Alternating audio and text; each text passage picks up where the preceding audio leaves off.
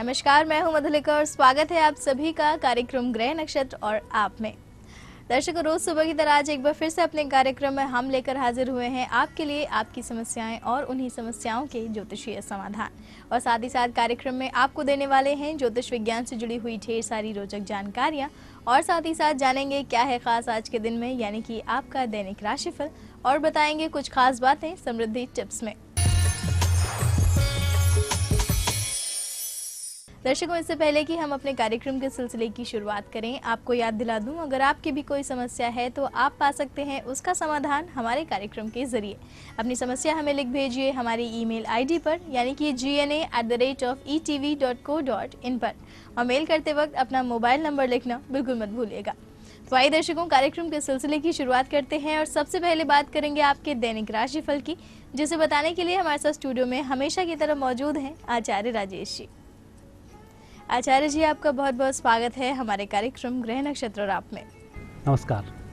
तो दर्शकों, आज दिनांक 1 अक्टूबर और दिन है बुधवार का। तो आइए जानते हैं आचार्य राजेश जी से क्या कह रहे हैं सितारे आप सभी दर्शकों के लिए आज के दिन।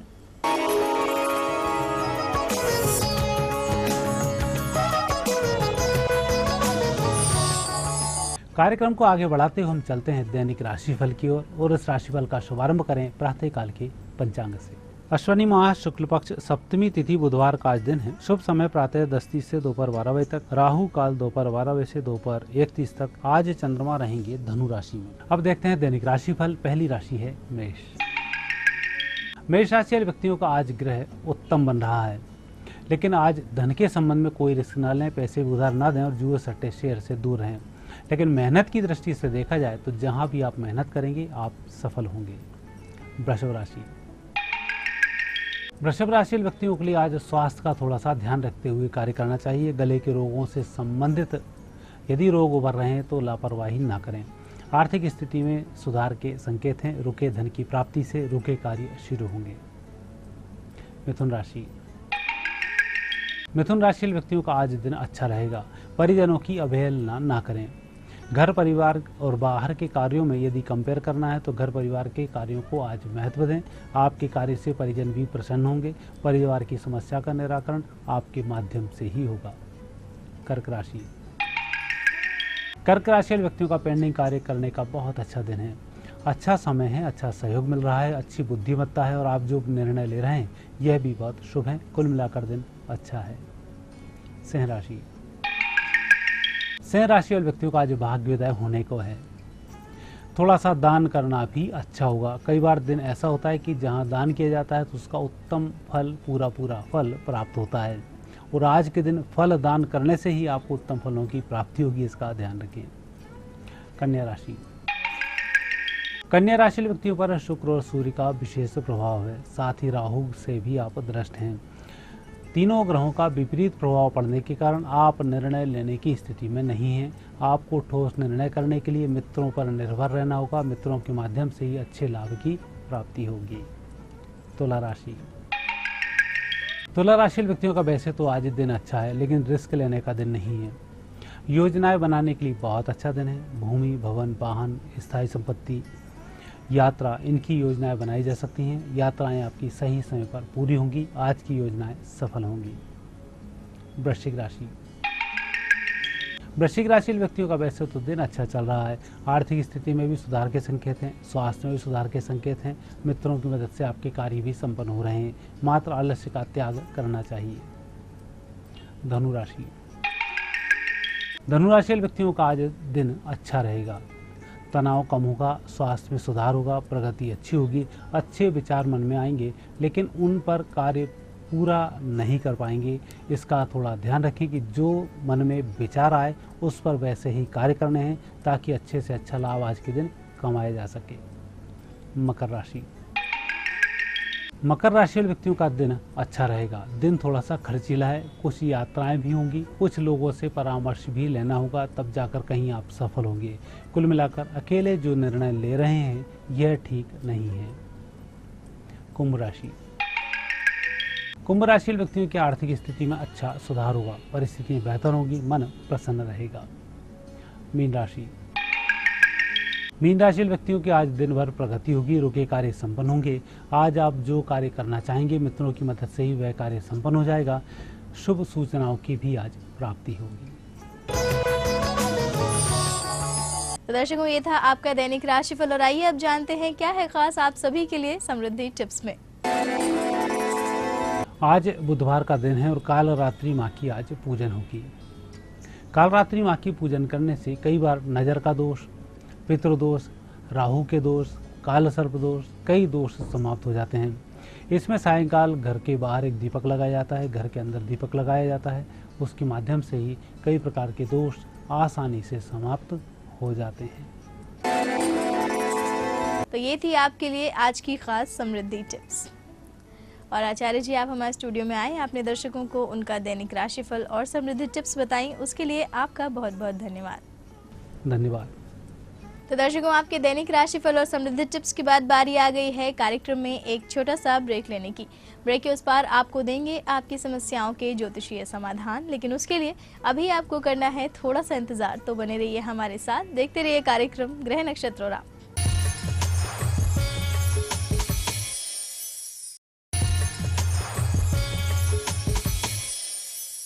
ब्रेक के बाद दर्शकों, आप सभी का एक बार फिर से बहुत बहुत स्वागत है हमारे कार्यक्रम ग्रह नक्षत्र और आप में। और दर्शकों, अब बारी आ गई है अपने अगले सेगमेंट में बढ़ने की, यानी कि आपकी कॉल्स को लेने की। और आज आपकी कॉल्स के जवाब देने के लिए हमारे साथ स्टूडियो में मौजूद हैं प्रख्यात नक्षत्र गतान्वेषी डॉक्टर शंकर चरण त्रिपाठी जी। गुरुजी, आपका बहुत बहुत स्वागत है हमारे कार्यक्रम ग्रह नक्षत्र और आप में। प्रणाम। तो गुरुजी, इससे पहले कि अपने कॉलर्स की समस्याओं को सुने, आपसे एक बार फिर से चर्चा करना चाहेंगे माता के 9 स्वरूपों के बारे में।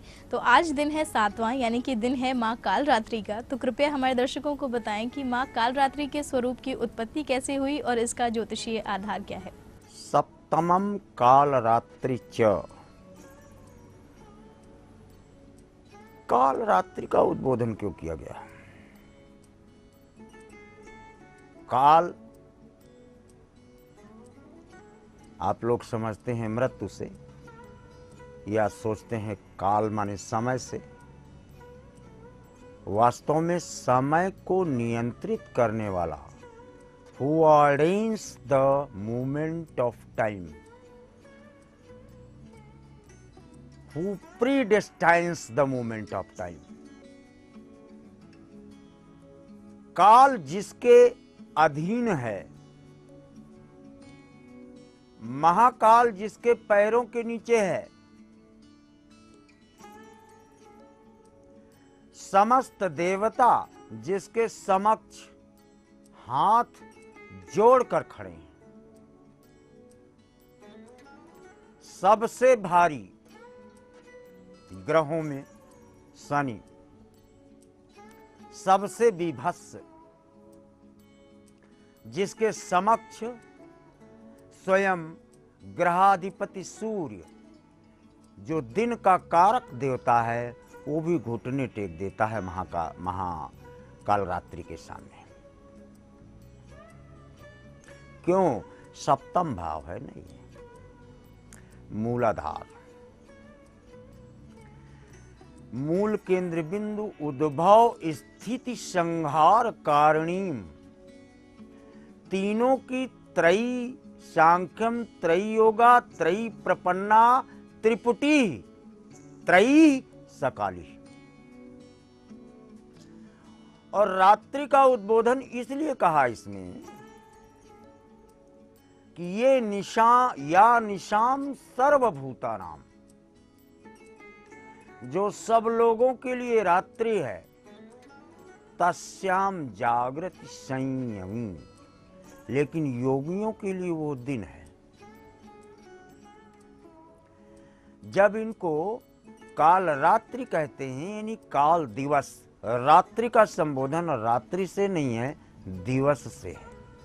क्योंकि योगी रात्रि को दिन और दिन को रात्रि समझते हैं, जबकि विषयी जीव रात्रि को सोने के लिए उपभोग करते हैं और दिन का प्रयोग अपनी क्रियाओं के लिए करते हैं, अपने पेट भरने के या नैमित्तिक कार्यों के निमित्त। देवी का ये जो सप्तम स्वरूप है, इसका भाग्यांक 3 की संख्या को जाता है। अर्धनारीश्वर महादेव या मिथुन स्वरूप, यानी बुधाकृष्ट होता है आज के दिन। 7वें दिन साधक अपनी समस्त तपश्चर्या का मूल केंद्र बिंदु स्पर्श कर लेता है और सप्तम लोक यानी पाताल लोक तक की यात्रा ऊर्ध्व और अधो दोनों प्राप्त होने के कारण इसको काल और रात्रि दोनों से संबोधित किया, क्योंकि नियंता, अनियंता, हंता और हंता ये समस्त व्यक्तित्व के वो मूलभूत तत्व हैं तुला के, जो सप्तमम काल रात्रि की प्रभव श्री ओम ह्रीं एवं क्लीम जैसी समुच्चय विशेषणों से युक्त, जिनका बीज मंत्र मूलाधार में देवादिदेव महादेव के अलावा और किसी को प्राप्त नहीं है, वो काली को प्राप्त है। इसलिए दोनों की शक्तियों में, चित्त शक्तियों में तद्रूप संबंध, समन्वयात्मक संबंध स्थापित होने के कारण आज के दिन साधक को चारों सिद्धियों के प्रमाण मिलने की पृष्ठभूमि बन जाती है, चाहे वो सायुज, सालोक, सामीप्य या तादाम में ही क्यों न हो। तो दर्शकों, आज आपको गुरुजी ने बताया माता के 7वें स्वरूप यानी कि काल रात्रि के बारे में। उम्मीद है आपका ज्ञानवर्धन जरूर हुआ होगा। और इसी के साथ वक्त हो गया है आपकी कॉल्स को लेने का, तो आइए जुड़ते हैं अपने आज के दिन के पहले कॉलर के साथ और जानते हैं उनसे क्या है उनका प्रश्न। गुरुजी प्रणाम, मैं भोपाल से दीपक दीक्षित बोल रहा हूँ। मेरा जन्म दिनांक 31 अक्टूबर 1971 है। जन्म समय रात को 12:20 है और मैं विदिशा मध्य प्रदेश में मेरा जन्म हुआ है। गुरुजी, मेरा प्रश्न ये है कि मेरी सरकारी नौकरी कब तक इस संस्था में लगेगी, कृपया ये बताएं। और जबकि मैं PhD हूँ, डॉक्टरेट हूँ, 20 वर्ष का मेरे पास शैक्षणिक अनुभव भी है और मैं प्रोफेसर के लिए एलिजिबल भी हूँ, कृपया बताएं कब तक लगेगी। आज की पहली कॉल हमें आई है भोपाल मध्य प्रदेश से दीपक दीक्षित जी की। गुरुजी, इनका प्रश्न अपनी नौकरी को लेकर है। ये आपसे जानना चाहते हैं कि इन्हें सरकारी नौकरी मिलने का योग कब तक है और साथ ही जानना चाहते हैं कि कौन से क्षेत्रों में प्रयास करने से इन्हें सरकारी नौकरी मिलेगी, कृपया मार्गदर्शन दें। मकर मीन उत्तरा भाद्रपद का स्वामी मंगल 8 की संख्या व्यतीत हो गई। अगस्त का महीना व्यतीत हो गया। अगस्त में आपके प्रयास चले हैं और 8 अगस्त से एग्जैक्ट 156 डेज जोड़ लेना प्रोफेसर साहब। 156वें दिन आप असिस्टेंट प्रोफेसर की तनख्वाह उठा रहे हैं, ऐसा प्रमाणों से देखा जाता है। तो दीपक दीक्षित जी, उम्मीद है गुरुजी द्वारा बताए हुए क्षेत्रों में प्रयास करने से आपको अपने करियर में सफलता जरूर मिलेगी। हमारी शुभकामनाएं आपके साथ हैं।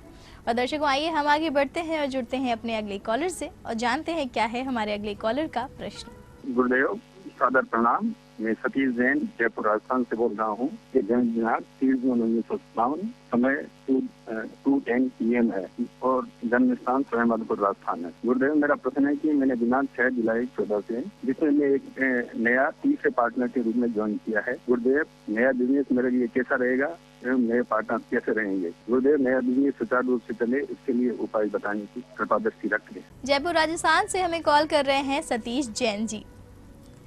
गुरुजी, ये अपने व्यापार को लेकर प्रश्न कर रहे हैं। इनका कहना है कि इन्होंने अभी नया बिजनेस शुरू किया है, तो आपसे जानना चाहते हैं कि अपने बिजनेस को अच्छी तरह से चलाने के लिए इन्हें कौन से ज्योतिषीय उपाय करने चाहिए, कृपया बताएं। तुला कर्क श्लेषा लग्न में राहु अकेला, राहु बैठा तख्त पर तो तख्त थर्राने लगा। अपरिमेय शक्तियों से युक्त हैं। एक नहीं चार नहीं 40 पार्टनर हों, सहयोगी हों, सब गुरुत्वाकर्षण केंद्र की तरह सूर्य के तरफ जैसे 4 सारे ग्रह ऑटोमेटिकली घूमते रहते हैं, वही अवस्था आपकी मन स्थिति के अनुसार संकल्पानुसार कार्यों की निवृत्ति का प्रमाण आपके सहयोगियों के साथ प्रदत्त पृष्ठभूमि में स्पष्ट देखा जाता है।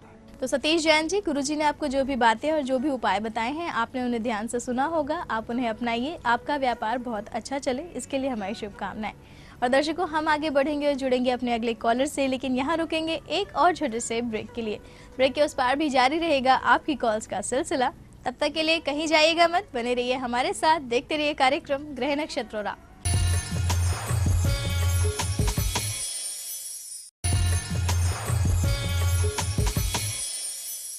ब्रेक के बाद दर्शकों, आप सभी का एक बार फिर से बहुत बहुत स्वागत है हमारे कार्यक्रम ग्रह नक्षत्र और आप में। और आइए अब कार्यक्रम को आगे बढ़ाते हैं और जुड़ते हैं अपने अगले कॉलर से और जानते हैं क्या है हमारे अगले कॉलर की समस्या। मैं चंद्र कुमार मिश्रा बोल रहा हूँ औरंगाबाद बिहार से। मैं अपने बेटे विराज मिश्रा के बारे में जानना चाहता हूँ, जिनकी जन्म तिथि 2 फरवरी 1928 है। जन्म समय 6:45 सुबह का है। जन्म स्थान औरंगाबाद बिहार। मेरा लड़का सर्विस कर रहा है, वह सर्विस चेंज करने की कोशिश कर रहा है। इसके संबंध में बताए कब तक चेंज। औरंगाबाद बिहार से हमें कॉल किया है चंद कुमार मिश्रा जी ने। गुरुजी अपने बेटे की नौकरी को लेकर आपसे प्रश्न कर रहे हैं। इनका कहना है कि इनका बेटा नौकरी बदलना चाहता है, तो आपसे जानना चाहते हैं कि ये कब तक संभव हो पाएगा, आप इन्हें बताएं। मकर, वृश्चिक, विशाखा 3 और 2 5 नौकरियां आपके पुत्र को प्राप्त हैं ब्रह्मलेख से। दूसरी ये है जिसमें ये कर रहा है, इसके पहले एक किया या छोड़ा आप जानो। और तीसरी नौकरी इसको तब मिलती है जब पहली नौकरी में न्यूनतम 18 महीने या अधिकतम 27 महीने पूर्ण हो जाते हैं। तो चंद कुमार मिश्रा जी, उम्मीद है गुरुजी द्वारा आपको पता चल गया होगा कि आपके बेटे की नौकरी में बदलाव होने का योग कब तक है। और दर्शकों, आइए हम आगे बढ़ते हैं और जुड़ते हैं अपने अगले कॉलर से और जानते हैं हमारे अगले कॉलर से उनकी समस्या के बारे में।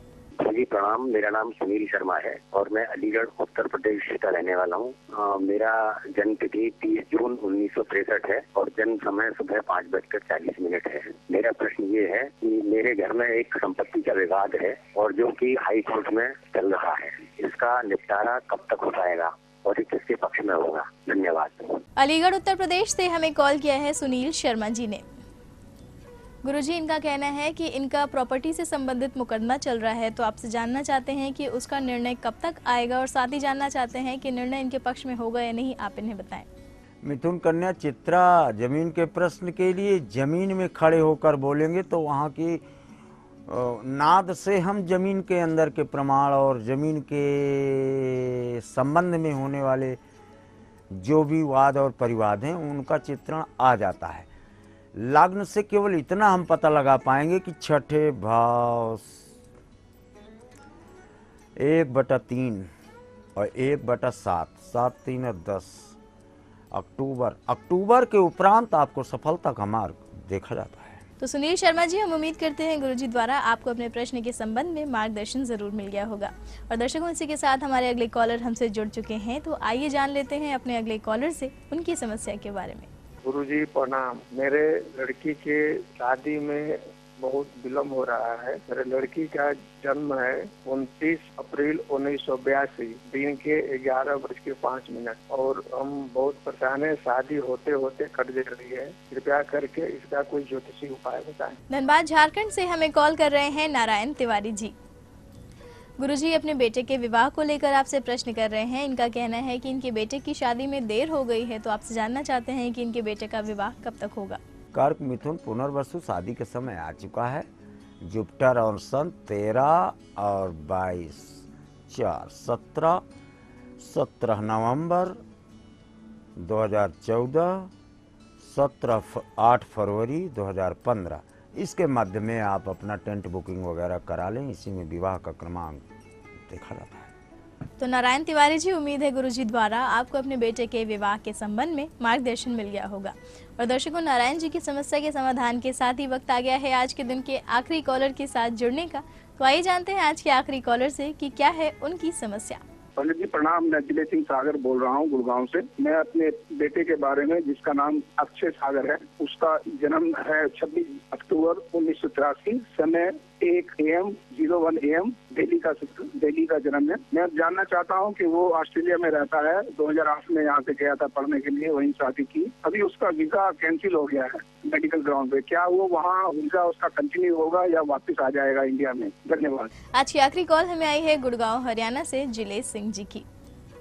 गुरुजी अपने बेटे के बारे में प्रश्न कर रहे हैं। इनका कहना है कि इनका बेटा ऑस्ट्रेलिया में रहता है और उसका वीज़ा कैंसिल हो गया है, तो ऐसे में आपसे जानना चाहते हैं कि क्या वो वहीं रह पाएगा या उसे वापस आना पड़ेगा, कृपया बताएं। अगर उसकी आवाज़ मिलती तो हम बता पाते। अब समुद्र के उस पार की बात आप कर रहे हो। सिंधु यात्रा गमिष्यति, तृतीय भाव